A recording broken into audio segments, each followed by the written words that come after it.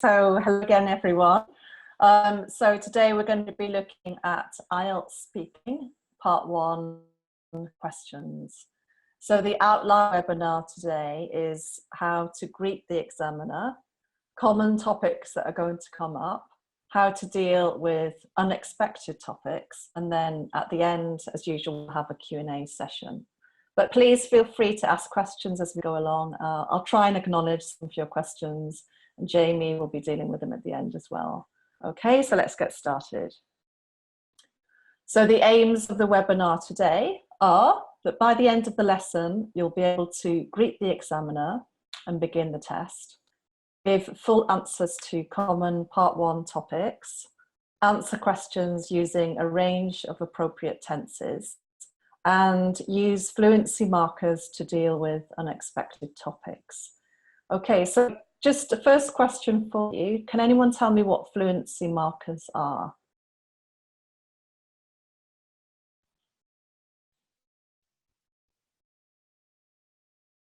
So how we speak, yes. Could you, it's not really word stress, Shubham. So another problem, slightly, well, sort of similar. You're sort of solving a problem by using fluency markers.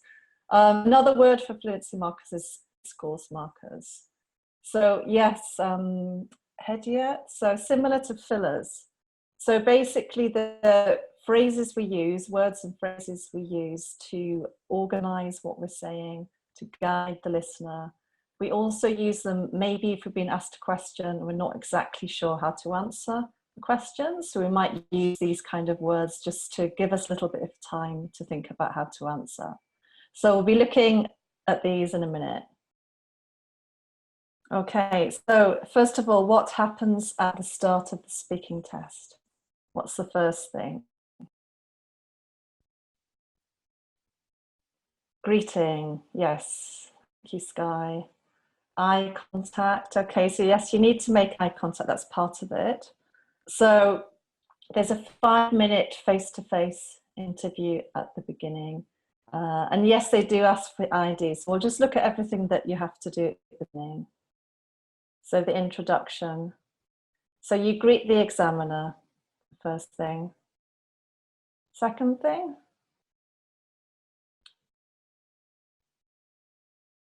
My voice is, can everyone hear me okay? He may ask for your name. That's right. So you need to confirm your name, show your ID, begin part 1. So yeah, please just, if you hear me at all, please say, because somebody was commenting before. And then there are 3 sets of 5 questions. So part 1, set 1, you have 3 to 5 questions on one of these topics. Which topics might you be asked about? So hobbies, your life. Okay, let's just have a look. So normally it'll be work and study. So some of these other things will be coming up later on. So home, hometown. Okay, so quite easy questions. And then part 1, sets 2 and 3. So 3 to 5 questions on 2 further everyday topics. Which other topics could you be asked about? The food and health, possibly, yes. Any others? Family, yeah. Any other topics? So this is, yeah, we're still looking at part 1. Shubham, this is all part 1. Transportation, yes, it could be that daily routine. Okay, so we've got some examples here. Hobbies, clothes. You might also be asked some in unusual topics. So these are the ones that people tend to panic about a little bit. For example, robots and flowers. Okay, so you might not be prepared to answer questions on those things, but we'll give you ways of doing this in a minute. Right, so just getting right back to the beginning. So greeting the examiner. Okay, so you're going to be asked very easy questions here. What's your full name? Okay, so you answer it in a simple way. My full name's Yang Hui Lin. And what can I call you? You can call me Hui Lin. Where are you from? Okay, I'm from Beijing, which is in the north of China. Can I see your ID? Of course, here you are. So as you can see, there are 4 questions here. They're all very simple. The answers are all very simple as well. So you don't need to go into detail. Okay, so this is one of the things you should not do. So you shouldn't ask questions, or you shouldn't be having a conversation at this stage. It's just really answering the questions that have been asked you. You shouldn't give any extra information either. Okay, what should you do?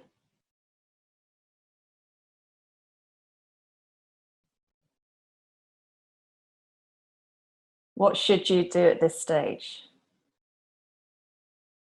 Can anyone think of anything? Speak 2 to 4 lines. Yeah, answer clearly. Good. Answer clearly. Smile a lot. Thank you, Sky. That's a nice answer. Give straight answers, Andriana. Yes, that's right. So you should, first of all, use contractions. What's a contraction?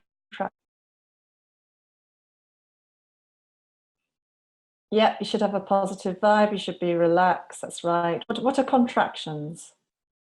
Short form of words. Yes. So, for example, instead of saying do not, you should say don't. Instead of saying cannot, you should say can't. I'm, that's right. So you should be speaking the way you normally speak, in a relaxed way. You shouldn't be using formal English at this stage. So you should be speaking clearly. And of course, as somebody said before, you need to smile and relax, which is really difficult when you're doing an exam. But I think if you smile, you'll feel more relaxed. So you can force yourself to smile. Somebody was saying before, speaking loudly. So that's really important as well. So even if you're a quiet person, if you speak loudly, it will make you feel more confident. Okay, so moving on to the types of questions. So in part 1, you may be asked to talk about your work or study. What questions might you be asked for this section? What kind of questions might you be asked about work?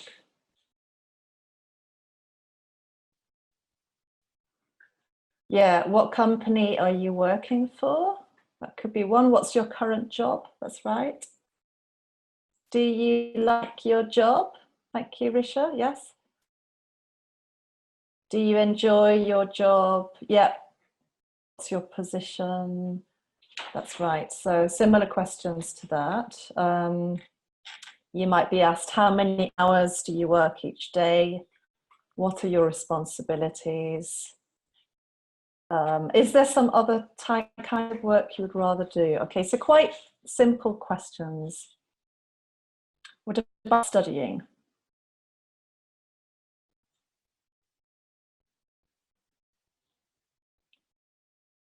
If you don't work, what should you say? Good question, Radoslava. You could maybe say you're not working at the moment, but you would like to do this type of job, and maybe talk about a job you'd be interested in doing. Or you can make something up. They're not going to check, so you can invent something. Yeah, you could say regarding study, what do you study? What field are you studying? Do you want to switch your job? Okay, that would be for the job question. Yeah, so all these kinds of questions.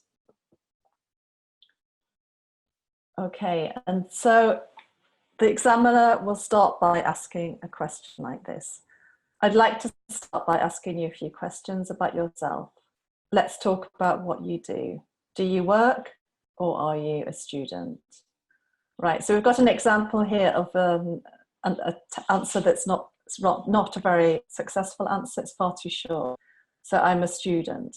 How could you develop this? What else could you say to answer this question?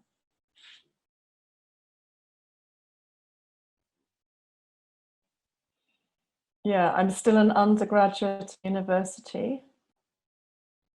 You can say where you study. Yes, Shubham, you should be using complex sentences if you can. I'm working as a student. Well, you wouldn't really say working as a student.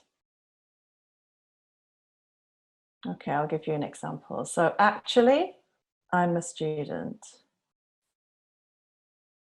So actually is an example of a fluency marker. And then you might give more information about what you're doing and how far you are through your course. So I'm in the final year of an engineering diploma at college. Once I graduate, I hope to continue my studies by completing a master's degree. Yeah, so as you can see, that's a really full answer. There's 3 sentences. So we're getting some really great answers here. So I work as a photographer for several companies, international organizations. That's really good, Ricardo. I graduated in something. I've been working at something for nearly so many years. Thank you. So it's a really good answers. Another question you might be asked is, do you sometimes feel like you have to work too hard? Okay, yes, I do. Right, so obviously that is far too short. How could you develop your answer for this question?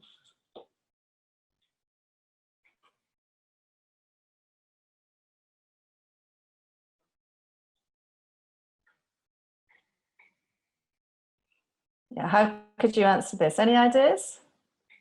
Yeah, I feel overwhelmed at times by the amount of work I have to do. That's a really good answer. It's like raging storm. It's a nice name. Yes, I think I'm on a tight schedule. So really good collocations there. I do work too hard, but I don't feel like it's overwhelming. Good. So again, we've got a fluency marker to start this answer off. As a matter of fact, yes, sometimes I do feel like I have to study too hard. And then you can give an explanation why. So we have a lot of assignments and it can be difficult to complete them before the deadline. Okay, so that's a nice answer. All right, so another example of a typical question. What do you like to do at the end of the day after you've finished studying? Okay, I like watching TV. So that is quite a boring answer, I think. And obviously, again, far too short. So how could you develop this answer?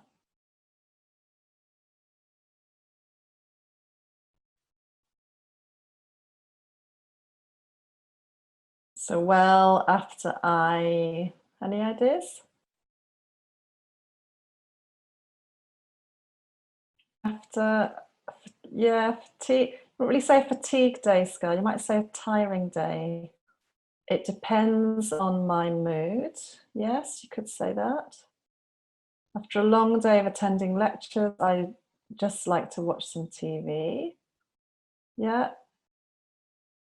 Yeah, we've got some nice answers there. So, well, after I finish studying in the evening, I like to relax by watching some of my favorite series on TV.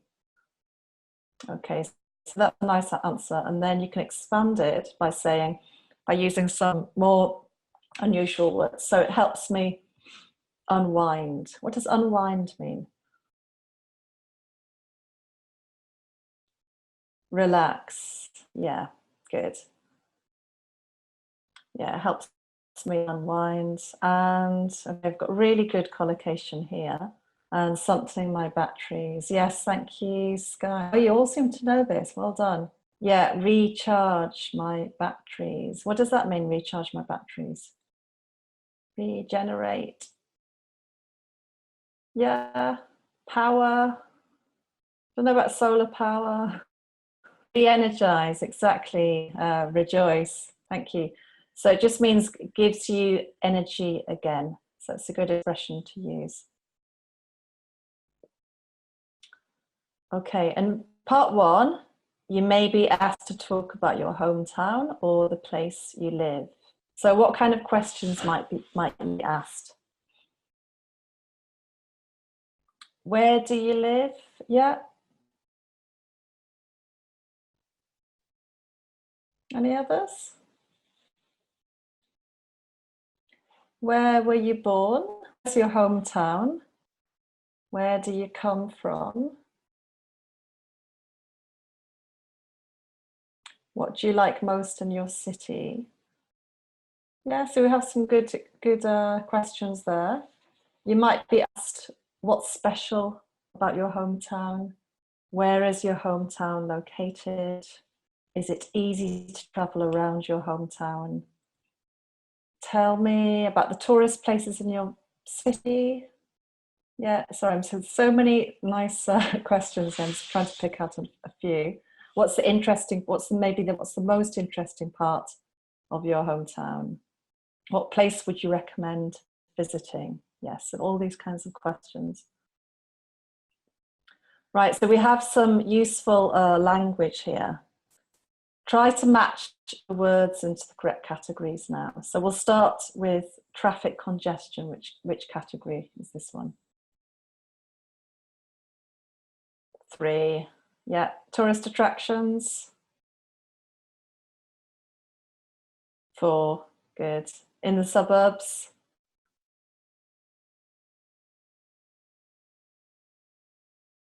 Yeah. 1. So housing. Shopping centres? 2. Easy to get around? 3. That's right. Yeah. Traditional festivals? 4. Yeah. High-rise apartments? 1. Good. Chain stores? 2. Yeah. Residential areas? 1. That's right. Good public transport? 3. Yes. Local businesses? And historic sites is obviously the last one. Okay, so there's some really useful phrases and collocations you can use here. What questions could you be asked in each category? Sorry, let's go back to this. So housing. What kind of questions could you be asked about housing?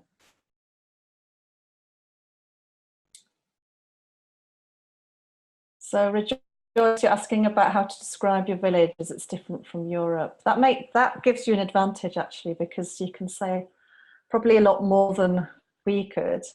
You just describe it as you would describe it to anyone. So if somebody says, what's your village like? Just the most instinctive thing you could say about your village.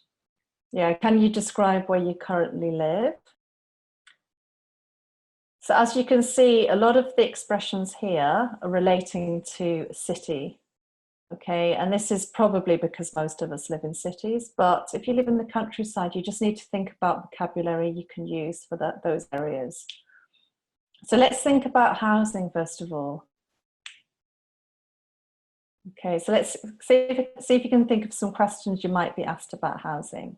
So can you describe where you currently live is one. Any others? Tell me about your window view. Okay, that's Rashmi. That's a really nice sort of poetic question there. You're probably not going to be asked something so difficult, I wouldn't say. But is transport good in your city and why? Okay, that's a good one for the third category. The form of house. So you might be asked, what kind of house do you live in? Okay, what about shopping?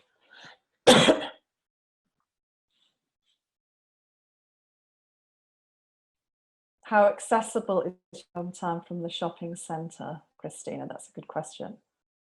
Yeah, so is it easy to get to the shops from where you live? What's your favourite shop? Yes. Do you like shopping? Any others? What do you like to shop? What do you like to shop for, you might say? Okay, sorry, transport. So we did have a few transport questions. Is there a shopping mall near you? Good. Do you spend a lot of money on shopping? Yeah, so there's lots of shopping questions there. You might be asked whether you prefer shopping online or in actual physical shops. That could be a question. What about transport? Yeah, what are the means?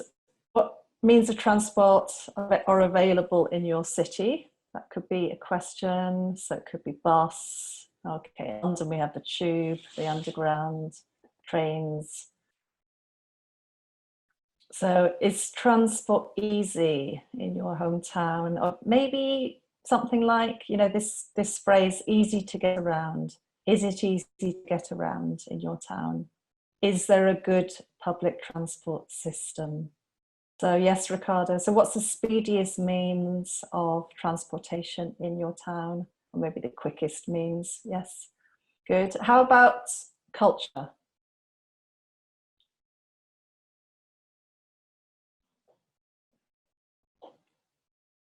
Traditions?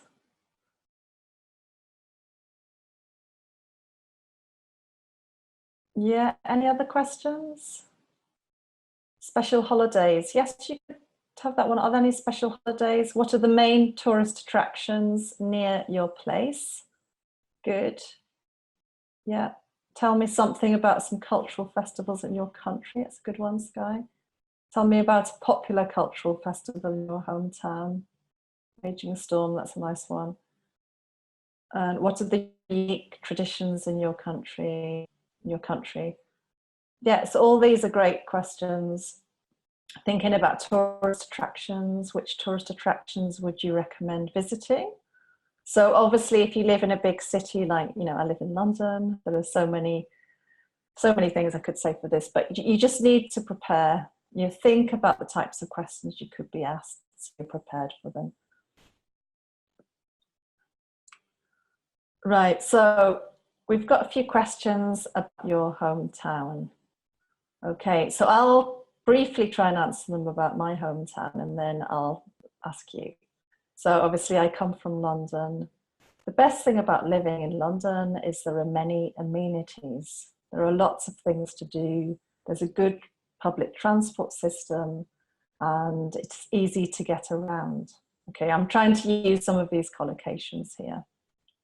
There are also a lot of tourist attractions and numerous shopping centres in many different areas of the city. Okay, what I don't like about London is that it's very crowded, it's congested. I cycle and it's difficult to cycle in London because there are a lot of cars. With regard to places to visit, I would recommend visiting the Tower of London, Buckingham Palace, Big Ben. Okay, they're typical tourist places, but there are also other places such as Brixton in South London and Camden in North London, which are also very interesting for tourists. So briefly, I would like you to try and answer these questions. So just give me, I'll just pick one or two answers. If you just give me the town or city that you're from, and first of all, the best thing about living there.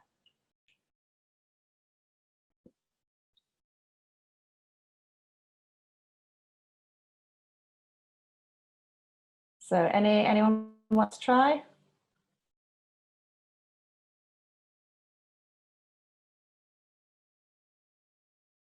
So where are you from? So just let's get a few answers. Which town or city do you come from? So St. Petersburg, Kate. So many historical places. Okay, Vietnam, Kuwait. Okay, and now just tell me the best thing about living there.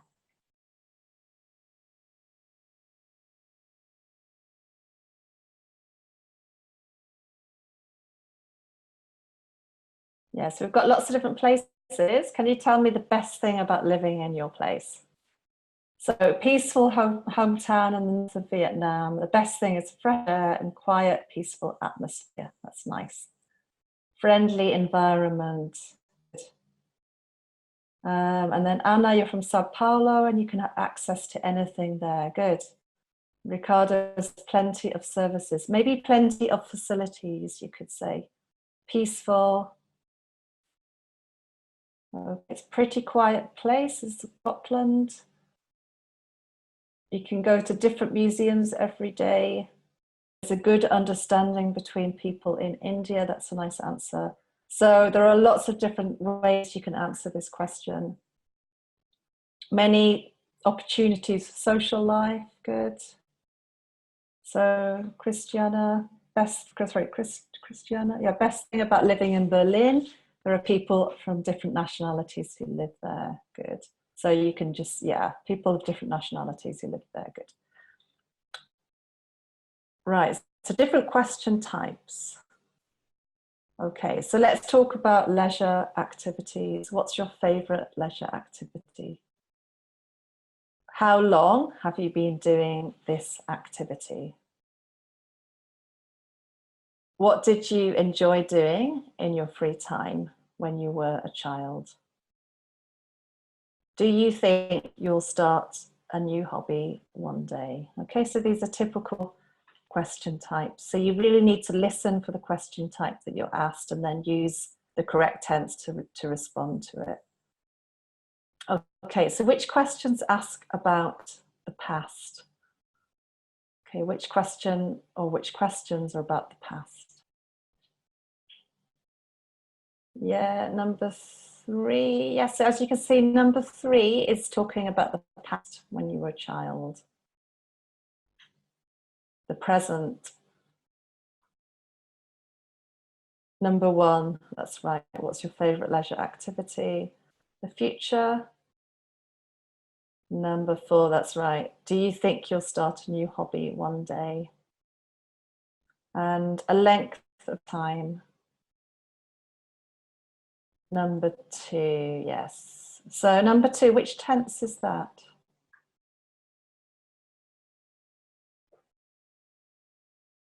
Which tense is being used there? Present continuous? No, present, yeah, present perfect continuous. So it's connecting the past with the present.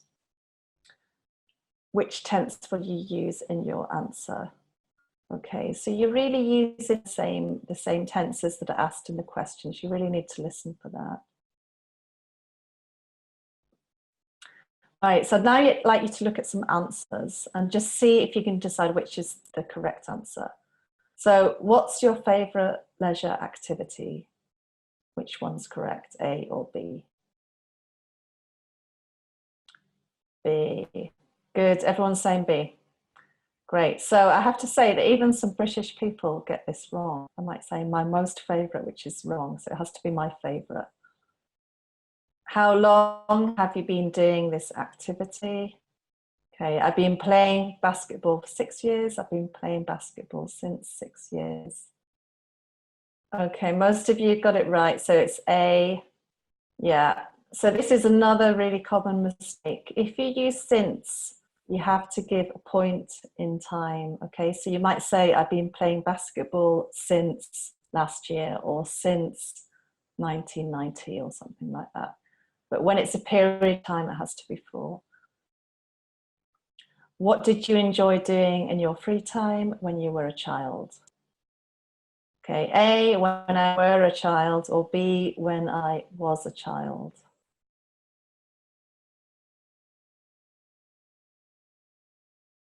Actually, mixed answers here. Okay, it's actually B, when I was a child.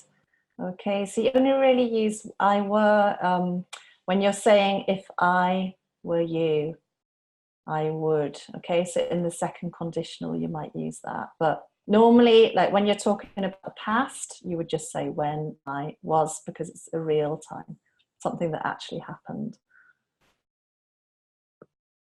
Okay, do you think you'll start a new hobby one day? A, yes, I'd like to learn a musical instrument. B, yes, I like learning. Yeah, so I think everyone's got that right. So A, I'd like to, something you want to do in the future. B is what you enjoy doing now. So possible you might be asked something that you're not really prepared for, so an unexpected topic. Don't panic. So, I mean, it's very easy to panic, but we've got ways of dealing with this type of question. And that is by using fluency markers, which I mentioned before. Another word is discourse markers, and they help you to buy time. What does that expression actually mean, to buy time?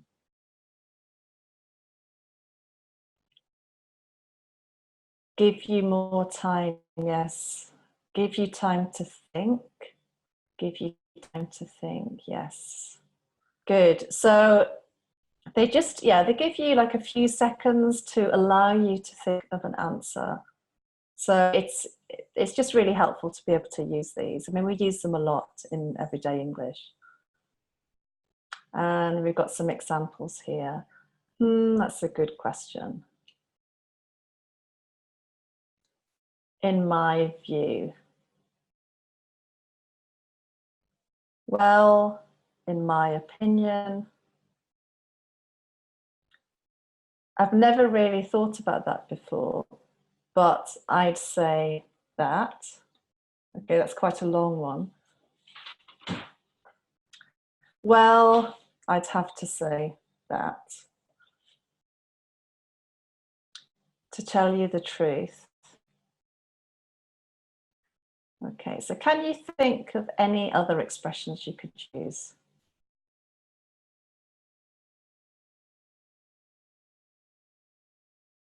I mean, to be honest with you, yeah, I use this one a lot actually. I tend to say this a lot, like, to be honest, or to be honest with you. I also use basically, I use that far too much. I probably said it a few times today. So there are certain fluency markers that you will naturally use. So it's quite useful if you can just learn one or two, so you naturally come out with them.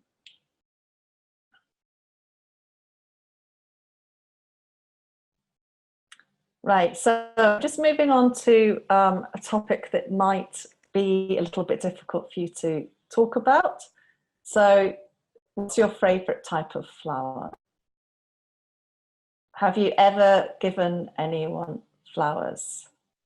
Flowers have any special meaning in your country? Okay, what's your favorite type of flower? How would you answer that? Well, don't give a hoot about it. That's a nice answer. I've never thought about it.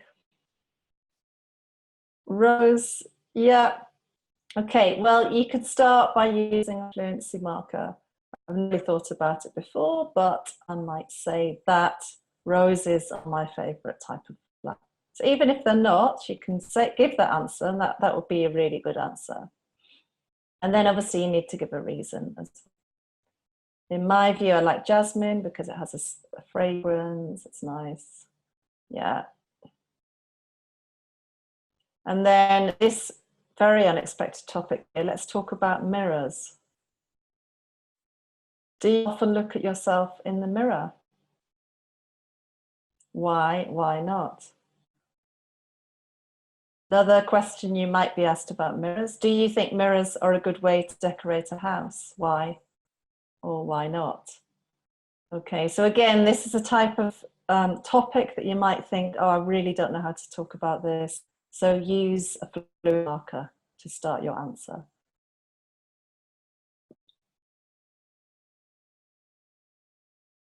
And then music. Okay, this one is obviously, it's easier to talk about, isn't it? But you can use fluency markers. Do you like music? That's a good question.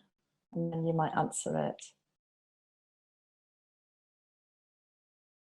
What's your favorite type of music? Yeah, there's some really lovely answers here. Unfortunately, I can't pick up on all of them as I'm kind of running out of time, but some really great answers. What's your favorite type of music? Can you sing? Okay, so those kind of questions are quite typical, really. Okay, so just reviewing, we greet the examiner at the beginning. We've just developed questions for common topics. Hopefully helped you to recognize common question types and taught you some fluency markers to buy time. I mean, I was going to give you some more, but we haven't really had a lot of time. The one you could use is come to think of it. Okay, that's quite a useful fluent marker. So if the examiner asks you a question, you might say, oh, come to think of it. So that just means that you've suddenly thought of something and then you can answer. And then, oh yeah, Regina, off the top of my head, that's a really nice expression you could use as well. So that's about it, I'm afraid, today. So are there any questions? Awesome. Thank you so much, Mary, for that presentation. Okay, Jamie. That was great. And thank you guys. Some really nice vocabulary and expressions there. It was really great to see your answers. So well done, everyone. We will have some time to discuss your questions now. If you could write any questions you have into our Q&A chat, into the Q&A box. That will help keep things fair, and we'll discuss the questions in the Q&A box first, okay? So while you're writing up your questions, I would just like to mention our speaking and writing evaluation service. This is a service we offer via our website. Excuse me, guys. I've just been sitting listening, Mary, so my throat's gone all dry now. We offer a speaking and writing evaluation service via our website, IELTSonlinetest.com. If you're interested in getting feedback on your writing or your speaking, you can send an example of your writing into us. One of our examiner team will look over your writing, give you very detailed feedback, and give you an estimated score for each criteria of the writing test. We also offer a similar service for speaking, where you can book time with a qualified speaking examiner. We'll go through a full mock test with you. We can tell you where your strengths and weaknesses are and what you can do to improve your band score. So if you're interested in that, that is available on our website. I've put the link there in the chat. For those of you that would like more practice with reading and listening, we also have a set of videos, a series of video courses on our website called IELTS Explained. And that in those videos, we go over different question types in the test, different strategies you can use, and it's focused on helping you to improve your reading and listening skills. So please take a look at the links I've put in the chat if you're interested in those. So I can see many of you have added your questions to the Q&A, so I think we can jump in and take a look at some of these questions. So Mary, are you good for the first question? If I read I hope so. Yeah.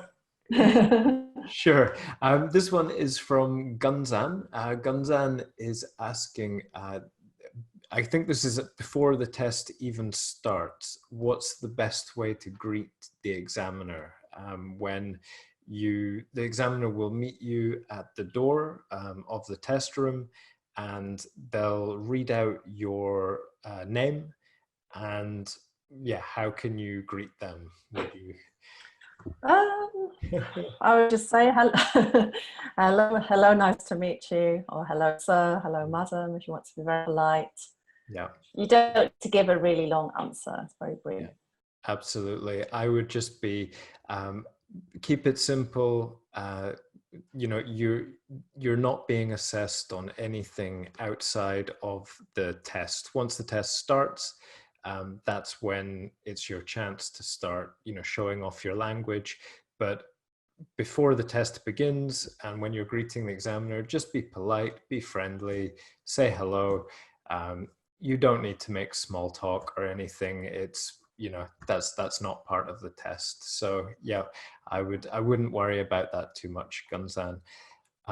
One thing I would say though is that students often make a mistake with is, well, it's not exactly making a mistake, but it just makes the examiner's life a bit more difficult, is in the first section of the test, when the examiner is asking you for your name and, you know, where are you from.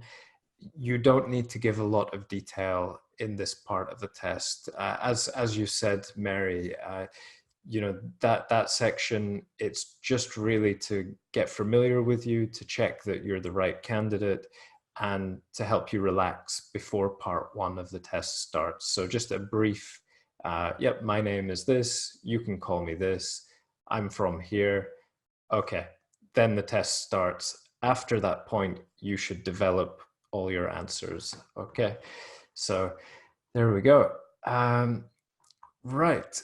I have another question here from Imran. Imran is asking, what phrases are handy in speaking? This is quite a general question. Very general. Yeah, so.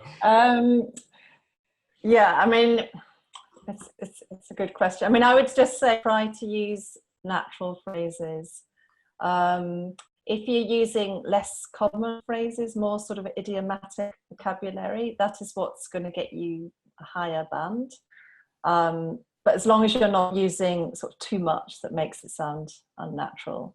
So trying to put in a few kind of colloquial expressions, idiomatic phrases, will, I think, get you a higher band score.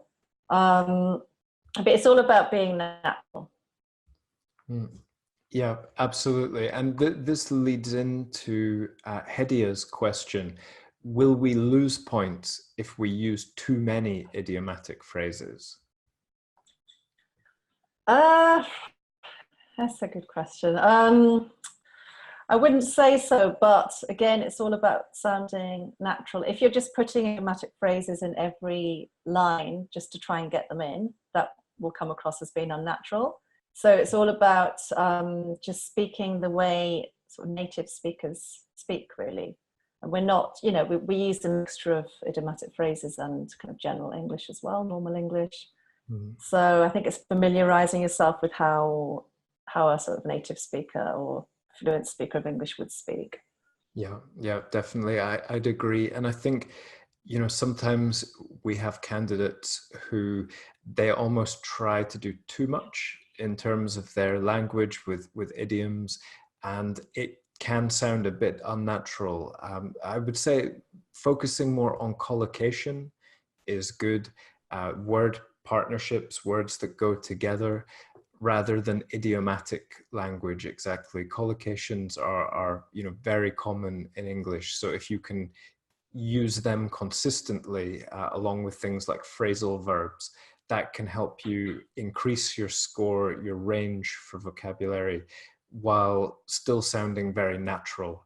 You're not trying to say, you know, once in a blue moon it rains cats and dogs, you know, kind of like we just don't use idioms like that frequently. Especially we never say it isn't raining cats and dogs, by the way.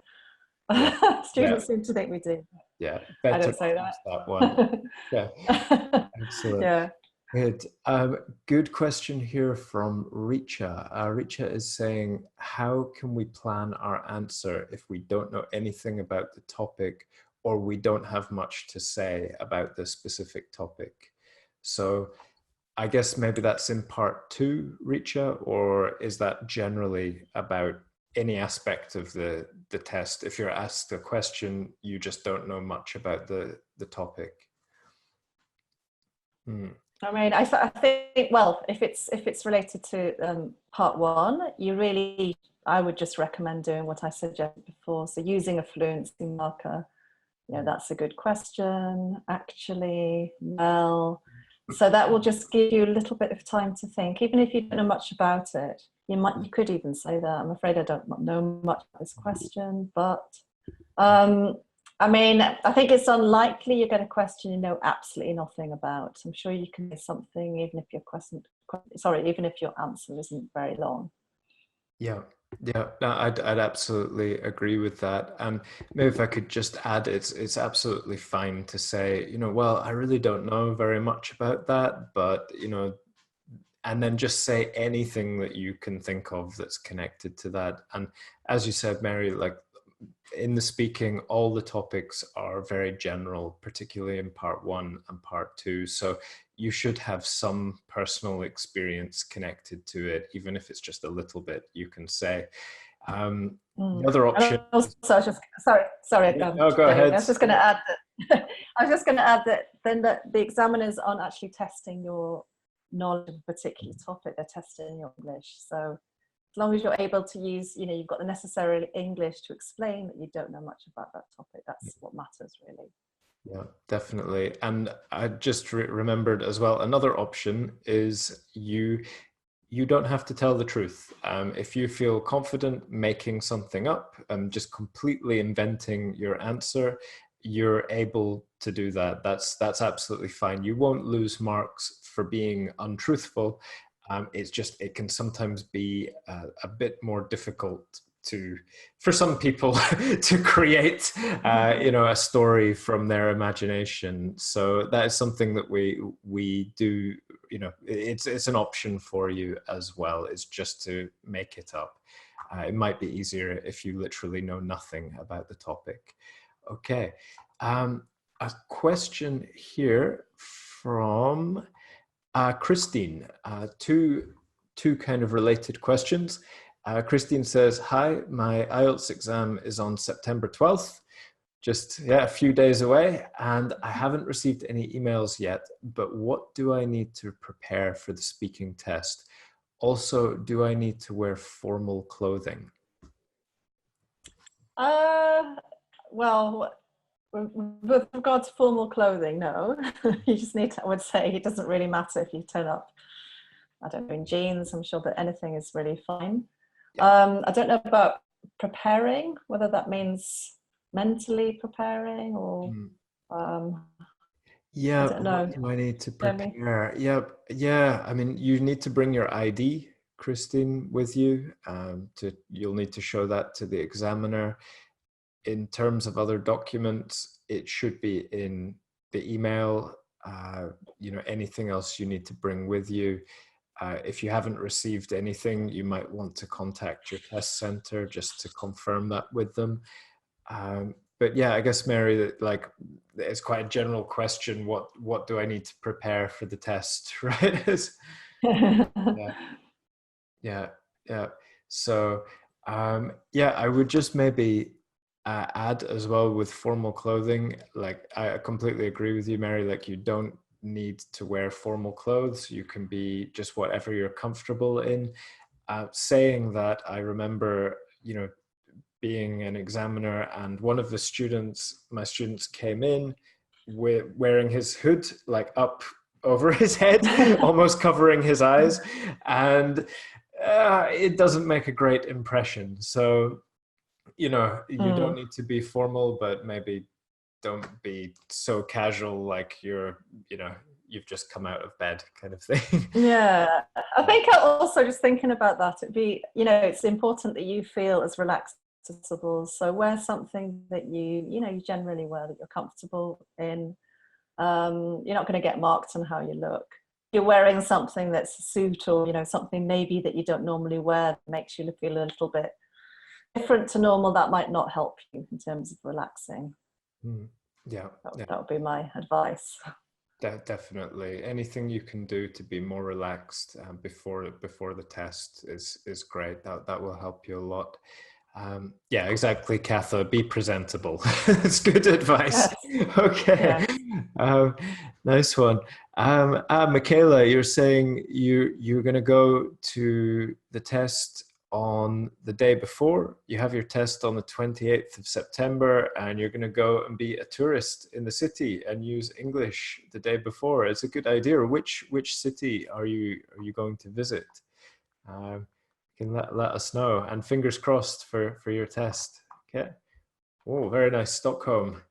It's a great city to be a tourist in. Yeah. I'm very jealous. I love Stockholm. Yeah, I think that will definitely help you feel relaxed. So yeah, good idea. Let's see. We've got a question from Hedia. Hedia's asking, are there any differences between general and the academic test in terms of speaking? Um, Jamie, you're probably the best person to answer Yeah. this question. I don't think there are. Is that Yeah, correct? I yeah, don't think there that's are, right. but For none, yeah. all of the parts are the same for speaking, Mm. for academic and general. It's only the reading test and the writing test that have any differences between GT and academic. So all the material we've covered is suitable for both a general and academic test. Okay, good. Let's see. We've got a question here. Yeah, this is a good one from Regina. When I started speaking in part 2, I saw a confused expression on the examiner. How can I handle it? Should I talk slowly or something? Should I slow down or something? Yeah. Uh, I think, okay, the fact that you're asking if you should slow down perhaps means that you think you were speaking too quickly. So, I mean, I would always say speak slower than normal. You know, you want the examiner to really understand what you're saying. I mean, I don't think they should really be looking confused. They need to hide their feelings, but try not to let the examiner's expression distract you or put you off. Just focus on what you're saying, but do speak slowly, do speak clearly, and just explain yourself as well as you can. That's all you can do. I absolutely agree with that. I think one thing it's important to realize as well, in the test, the examiner is thinking a lot, maybe about, different aspects of your speaking. They might be, they might be looking at the time as well. Sometimes they'll write down numbers, and those numbers are not anything to do with your score. It's just about the time that's elapsed in the test. So there could be a lot of different reasons why they're looking confused, or why they're doing something. So I think try not to read into it too much. It might be difficult for you to know, they might have heard a grammar mistake, they might have not caught your pronunciation, you might be speaking quickly. It's very difficult to know unless you can get some feedback from a teacher, or do a practice test. They might be able to help you understand what your areas of weakness are. But I wouldn't base your study on the response you get from the examiner in the test, because there could be a lot of things going on there. Okay, great. Let's take a look. We've got some time for a few more of your questions, so we'll keep going through these. We have a question here from, we've kind of answered a few of these questions. A question from Anonymous and a question from Ahmed. If you're asked a question about a topic you've got no idea about, for example, DNA, what can I do? I mean, yeah. Yeah, I think it's kind of what I tried to say before, is just explain that you don't know much about the subject. But just give, say as much as you're able to say. I mean, I wouldn't have much to say on DNA if I was asked about that. So I would just say, I'm sorry, I don't know much about that, but it sounds like an interesting topic. Or, so as I said before, you're not being tested on your knowledge of a particular subject. It's about how you communicate, how you use English. That's what you need to keep in mind. Yeah, absolutely. And you won't be expected to give, accurate or detailed information about a subject like DNA. The questions should be very general, so you shouldn't have to worry about that. Okay, let's see. A question from Regina as well. In the end, the examiner says, "Have a nice day." How should I reply? Sure. I would just say thank you, you too. There you go. Yeah, exactly. Easy. Yeah, don't overthink it. Thanks. You too. Okay, excellent. Anonymous, you said, I have a problem of stammering. Any tips? So, Mary, maybe I could jump in and answer this one. Sure. Yeah. Okay. It's just to say, if you have like a medical condition where, you know, a doctor can give you a note that says this is, you know, an actual medical condition that I have with stammering, then you can tell the training center, the test center, in advance of the test. They will let the examiner know, and that will be taken into account when they're grading your score for fluency and coherence. But you should let them know in advance. And if you can provide medical documentation to show this, then it shouldn't affect your score. If it's not a medical thing and it's about being nervous, then I think it's a case of practicing, trying to relax, using different techniques to improve your fluency so that you can overcome and speak a bit more smoothly. Okay, but there are two different strategies for you there.